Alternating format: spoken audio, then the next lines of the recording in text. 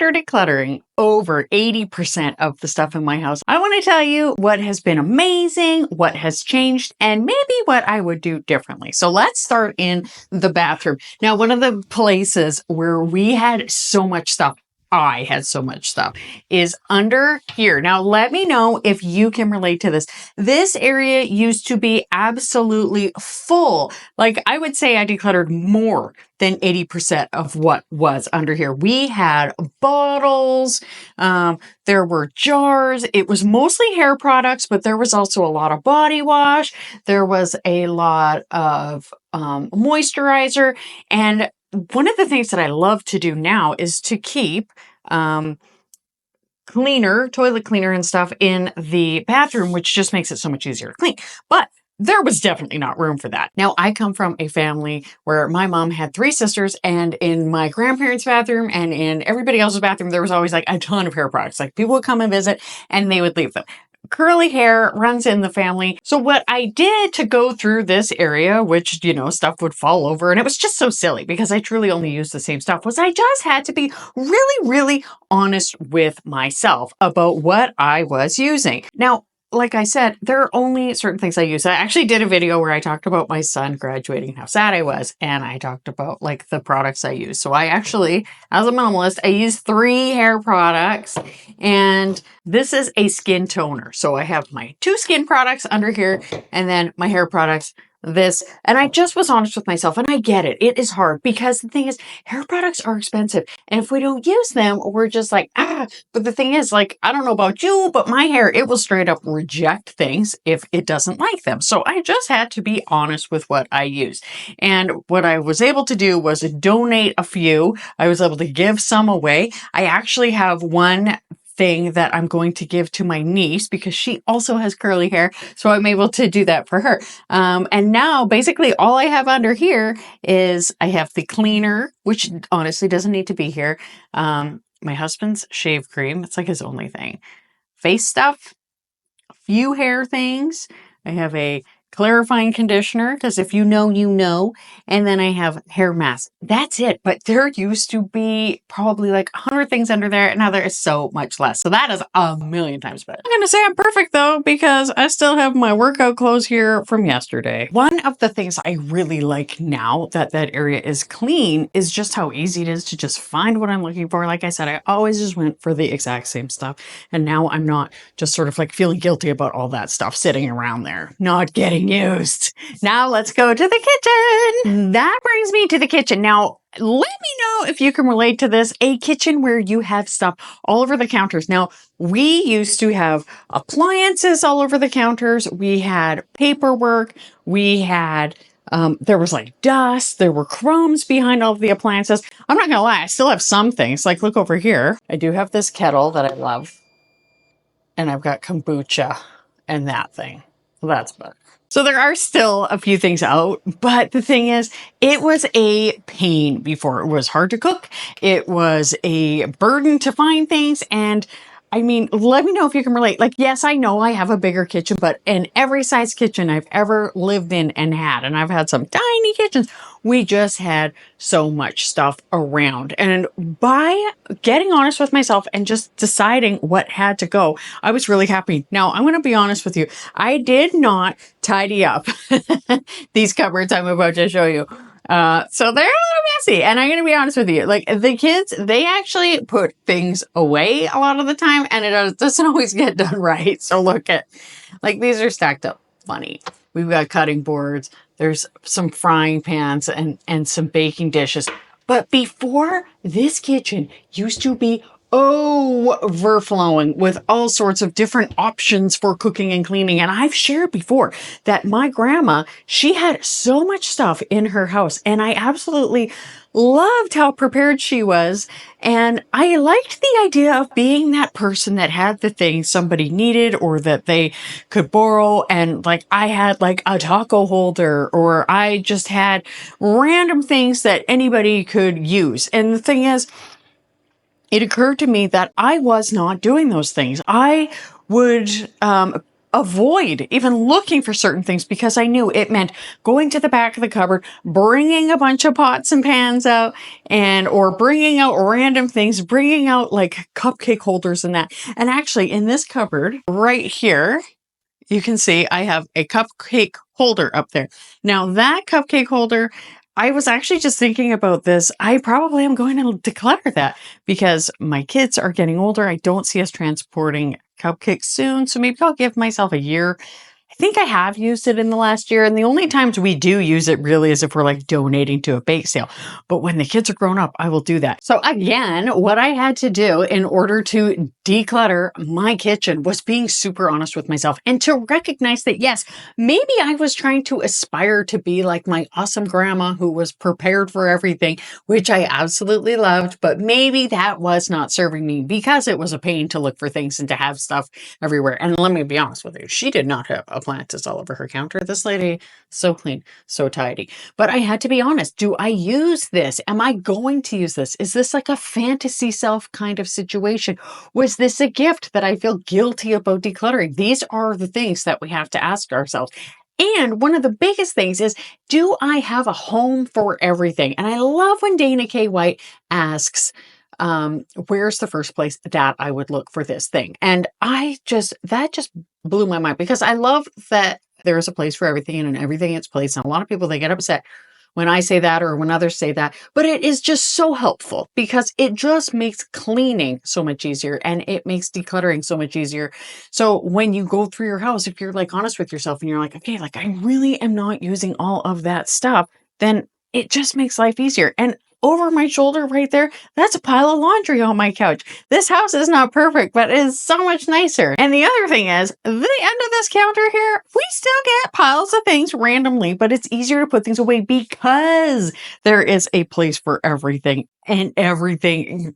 For some reason, the kids don't seem to remember where all this stuff goes, but for the most part, they do. And that is really helpful. Now, let's go to an area that is not looking so good. This is the garage right now. It actually looks worse than it is because there's a tractor, there's a lawnmower, there's some things that are on their way out and there's boxes and that. Plus, we did actually just replace our porch. So there were a few things on the porch that had to come in here. And there's like my protein powder that I'm about to bring in the house. But the garage is a funny room because it's a place of short, temporary, and long-term storage. So I'm actually really excited because we are going to do a big declutter in the garage soon. But we have gotten rid of so much stuff in there already. And I think that it's okay to have spots in your house where you're like, hey, like this is a holding area, but it's a matter of like, when am I taking things out? Like, for example, my nails, I'm actually getting them done in 2 days.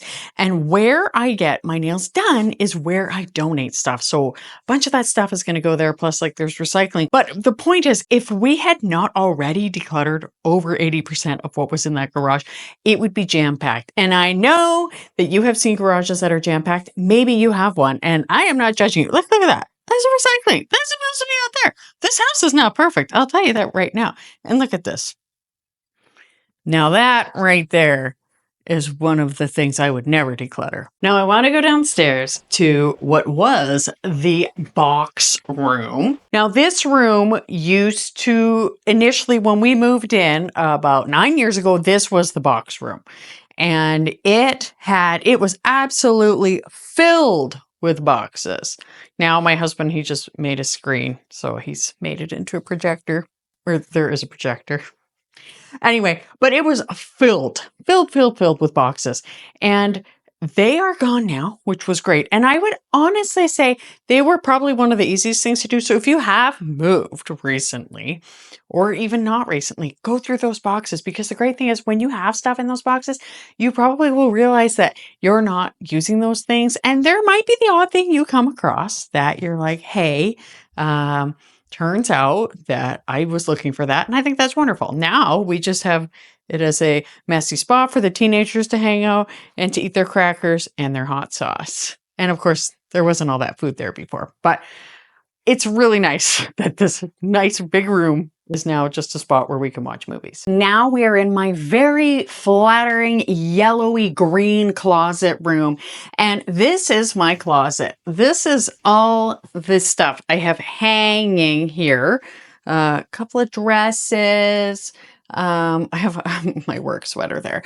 But this used to be so full that I would have to get in there and be like, ugh, and then it's like to look for what I needed. Can you relate to that? And I really had to just be honest with myself. Like, it's so funny, even of the things that are here, I still probably don't wear that many of them. And we'll go through them yet again. I got this at a Depeche Mode concert. Love it. And this at a Matthew Good concert. And anyway, it's like kind of like my concert thing. But yeah, like the thing about going through the closet, what I realized for myself was I had to, again, be honest with myself about the clothes that I was wearing. I had to ask myself, was I keeping some of these things as a dream self situation? So like, let's look at this jean jacket, for example. I don't know. Maybe I would keep it if like for summer. Maybe I will wear it. If I don't wear it this summer, I'm going to let it go because I hate to be cold. I don't like long sleeves quite often or short sleeve quite. I am right now, but, and I would be like, this is cold on my arms, right? Unless I was wearing like a long sleeve shirt or whatever. So I'm going to like challenge myself to wear that, see if I like it. And if I don't, is that a dream self situation? Or even like dresses. Do you now wear a lot of dresses? Why are we keeping all of these dresses? Another thing is, does it fit? So if something doesn't fit, what I have asked myself is like, am I within a couple of sizes and am I actively trying to work towards fitting that? Because as we age, our body composition changes and our body shape changes. So even if it does fit one day, it might not fit well, you know? And another thing is, has time passed? Like, has the time where you're going to wear something like that passed? I used to wear a lot of like longer, like sweater tunics, and I really am just not wearing those anymore. So that time has passed. And another thing is, if all of this stuff fit, would you wear it in the first place? Those are the questions that I use to guide me when I am decluttering my clothes. And I know you might be like, well, I just don't know where to start. I don't know what steps to take. I don't know what to keep and what to get rid of. If you are wondering that, I have this right here. It's a free ebook that can help guide you along those ways. It even like gets to different parts of the house, different rooms. It's super helpful. So download that. Now let's get to the next area. And one thing I should say before I go on to paperwork about how great it is to have like a decluttered closet is that I can find the clothes that I want to wear very easily. I know whether or not I still have it because some stuff like we just declutter it and we're like, I don't need that anymore. It's just easier to get in there and I like that. So now let's talk about paperwork. So this is my armoire and this is where I keep pictures my kids have drawn for me. And I also keep anything for my business, anything for my work in here. Like I've got like camera stuff here. There's some camera stuff up there. And I try to keep this area clean. This, of course, this did not exist when I first started decluttering because I didn't have a business, but we had so much more paperwork. I feel like we had about 1,000% more paperwork because all of our important paperwork is in here. And in fact, I have a couple of things there that I should be careful about that I need to put in. This binder has all of my stuff and let me show you it. Okay, so before in this room, actually, I had additional furniture to help store all of the paper over there. And then this thing, which mostly just has tea in it. Honestly, that's one area where it's probably increased by 80%, is this drawer is full of tea and so is the drawer below. And I mean, our house, it's like there's a mess, like it happens, right? But it's easy to tidy. It's the good thing. And I'm going to get into that in a minute. Now, this is where we keep a lot of the paperwork. And I have done videos on decluttering paperwork. So what I will tell you is that go to like look up your government and what they expect you to keep for certain things, right? And then as for utilities, I don't know how long you should keep your utilities. For me, what I do now is I just rely on the actual company having it online, and then I will download it once a year and just keep a digital thing on my computer, and I have it organized in different categories because I just do not need all of that paperwork, which is really handy.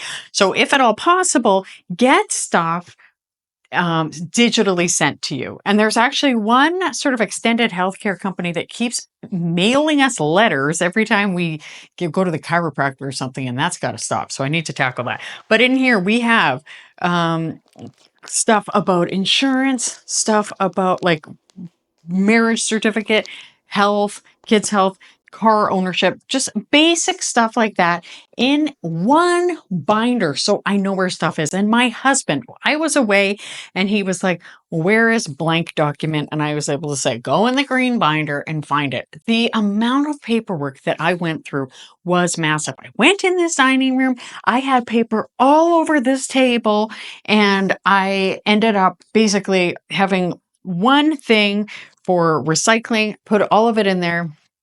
And again, like I had done my research. I think in Canada, we're supposed to keep things for 7 years for our taxes.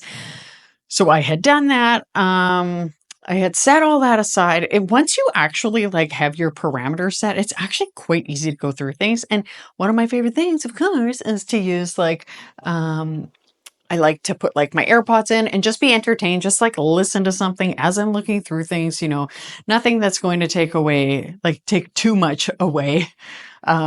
And then I will come pet a cat while I'm in the middle of it. And it just makes it so much easier. Have a pile for recycling, one for garbage, because you are going to come across just the odd thing that just has to go in the garbage. And then I had one for stuff that needed to be shredded. And then I was able to just take that to Staples, who happened to have a 50% off sale, and they do things based on weight.